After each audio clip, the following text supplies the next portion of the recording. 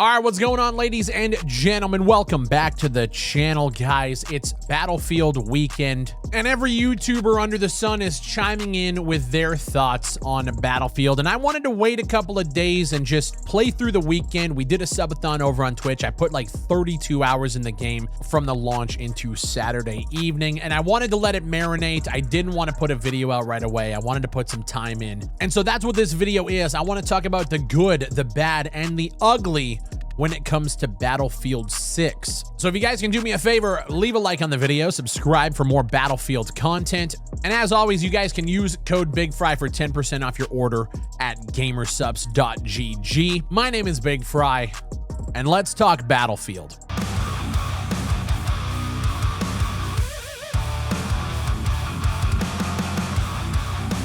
It's the game that everybody is playing, 747,000 peak on Steam alone during the launch. So from what I'm seeing and what I can guesstimate, it had to be over 2 million players concurrent at the launch day. This is the biggest Battlefield release of all time, and most likely one of the biggest EA releases in their entire library or portfolio, which is a good thing because this is the first time in a long time I think a lot of people feel like the developers actually listened to the wants and needs of the gamer, of the Battlefield community. They wanted a grounded experience. They got that. They didn't want a hero shooter. They wanted faceless soldiers. They wanted class-based gameplay, and they got all of that. Now, if you're a fan of big maps with a lot of vehicles and a lot of gameplay, they kind of gave us that. Now, that's not to say that there aren't problems, and we're going to talk about all that there, but this is the most fun that I've had with a Battlefield title since Battlefield 4. And that's not to say games like Battlefield 1 weren't good games.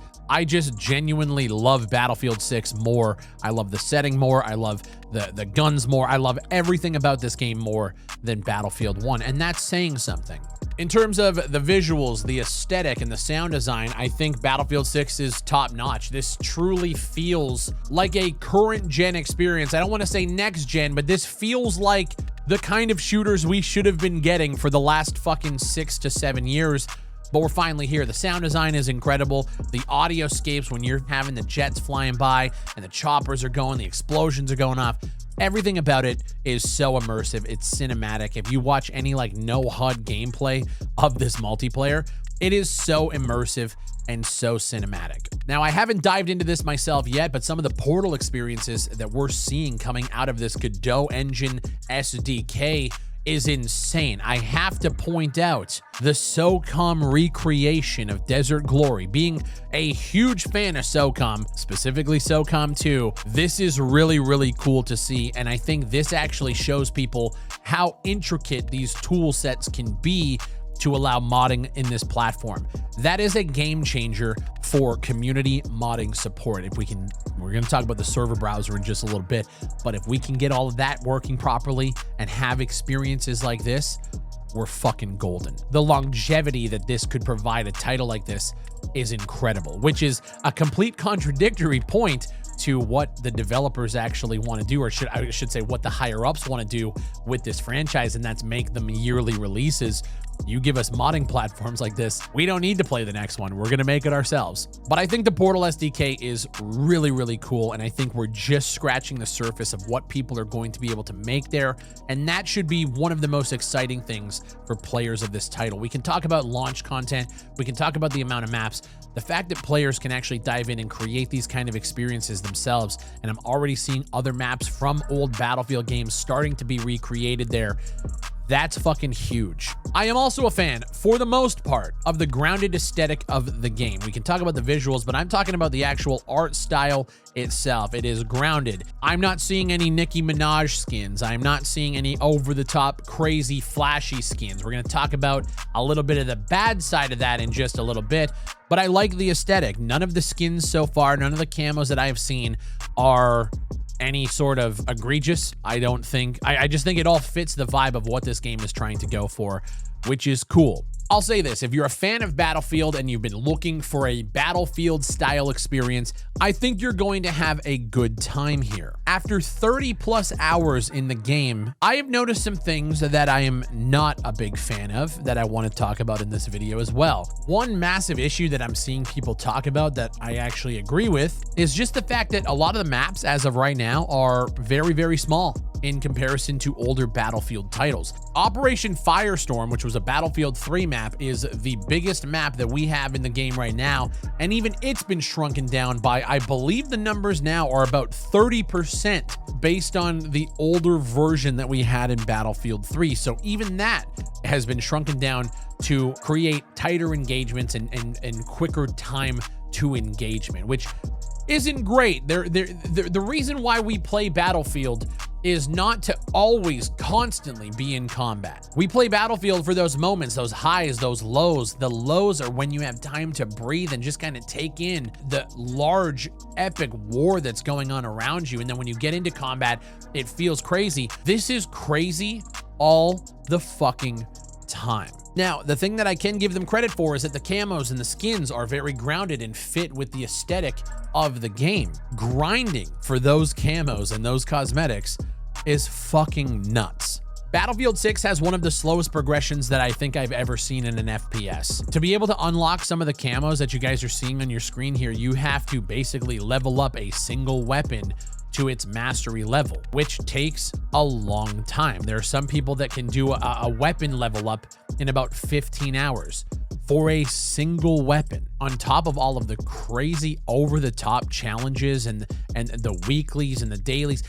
There are some challenges in the game, and I put a tweet out about this. It feels like they made it with ChatGPT. Like whoever designed the challenges, I don't actually think played the game. In order to unlock the last sniper, you have to get, I believe it's 150 kills at over 200 meters away. And most of the maps don't actually facilitate that 200-meter ability. So you can only do it on certain maps, and you basically have to be shooting spawn to do it. I'm not saying it's not a challenge.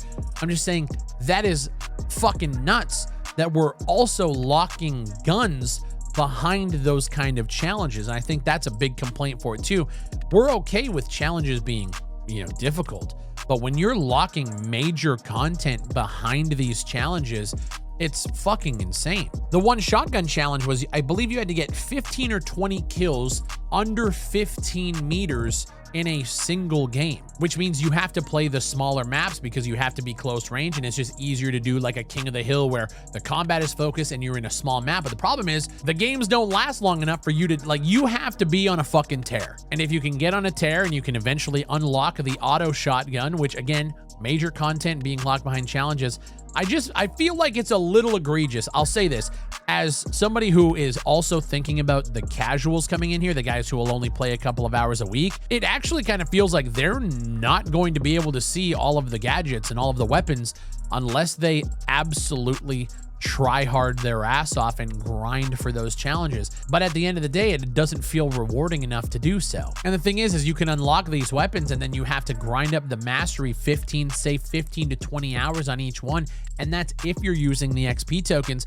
It just feels egregious. It feels like they missed the mark, and it feels like the entire progression track needs to be quickened by an exponential number. I'm not saying I want to unlock absolutely everything in the game at the end of the weekend, but with the Battle Royale coming right around the corner, there's going to be people that are going to want to get all of these weapons unlocked and at least see all the content before we get into the first season, which is going to be bringing even more weapons. It just feels like they missed the mark a little bit there. And the thing is if you're somebody who actually likes grinding for camos, the game's mastery camos aren't great at all. They're actually fucking terrible. And it's funny because every time this gets brought up on socials, you're met with a lot of Battlefield fans just going like, well, it's not Call of Duty, it's not supposed to be Call of Duty. Yeah, I get it. I'm not wanting like Rainbow or Obsidian or like crazy flashy skins. But like for as much grinding as you have to do to get to those mastery camos, I don't know. I kind of expected something a little bit better than what we got. They're not fucking great. And I think the biggest problem that I have run into in terms of the actual game itself is the RNG nature of the weapon bloom. Now, we've been having a lot of conversations about this over on X. I have watched video clips of guys who are shooting at people 10 to 15 to maybe 30 meters away and watching their bullets just like jump around, not realistic even in the slightest, has been it's been interesting to say the least. I've experienced moments myself where, well, I'm gonna play the clip here. I was the same team. Yeah, I guess. What the fuck? I'm here!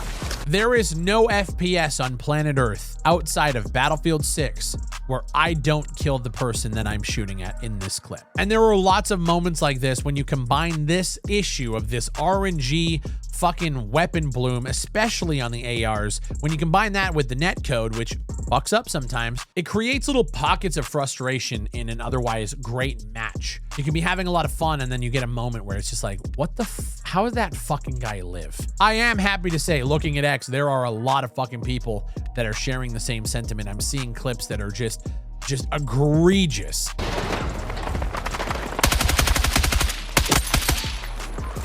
This guy here, he shoots at somebody and his first bullet in the gun hits a rock, like not even close to the crosshair. This kind of stuff I think needs to be fixed. I know Battlefield, like playing Battlefield 4 back in the day, there was a lot of RNG bloom, but it never felt as egregious as it does in Battlefield 6. I have zero idea why they decided to go this egregious, or maybe it's a bug. We don't know. David Serlin responded to this clip here on Twitter by telling the guy to basically tap fire, even though the first bullet out of the gun hit a rock like 5 feet away from where he was aiming. It makes no sense to me. I do think it needs a rework, but here's the thing. I think with all of these things, there are enough people that are just willing to blindly defend it no matter what, that I don't think anything is going to change. Also, while I can talk about the greatness of Portal and how it's going to allow a bunch of people to create incredible experiences, the server browser is ass. Filtering by experiences is not a good time at all. I find sometimes it'll show me servers, and then if I am, I'm searching for a different type of server, and then I want to go back to try to find the one I was looking at before,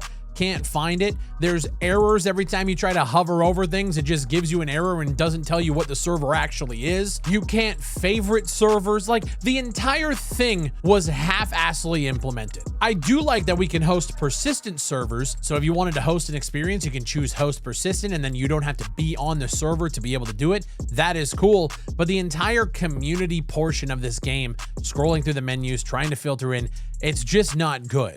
Also, again, it's being flooded with XP farm servers just like 2042's. Can we figure something out here, guys? Because it's a nightmare going to Portal. As somebody who wants to host a community server and jump into the SDK and create a custom experience, looking at that section of the game gives me a headache. But other than that, though, I think this is a great release. I'm having a fucking blast. I haven't even touched the campaign yet. From everything I'm seeing online, the campaign is terrible. Like I said it was going to be. I do not care. I'm probably going to play through it this week just to get the challenges done and unlock some more stuff, but I really just do not care to play it. I played those 3 missions a couple weeks ago, and I made my video on it, and the cope was real. Everybody said they don't give a shit, and that's kind of where I'm at too. I just want to keep seeing the multiplayer improve, and I want to see what Season 1 brings with the Battle Royale. Let me know what you guys think down below. Are you enjoying Battlefield? I know a lot of you guys were playing it. I've been running polls kind of leading up to this launch.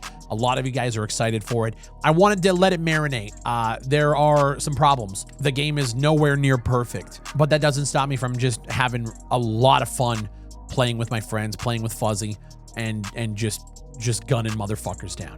I appreciate you guys watching. Let me know what you guys think down below in the comments. And while you're down there, leave a like on the video, subscribe for more content just like this. Shout out to all the Patreon members who are supporting this channel. You guys are keeping the lights on, and I appreciate it. If you guys want to go over to Patreon, the link is down in the description and the top pinned comment. Thank you all for watching, and I'll see you on the next one.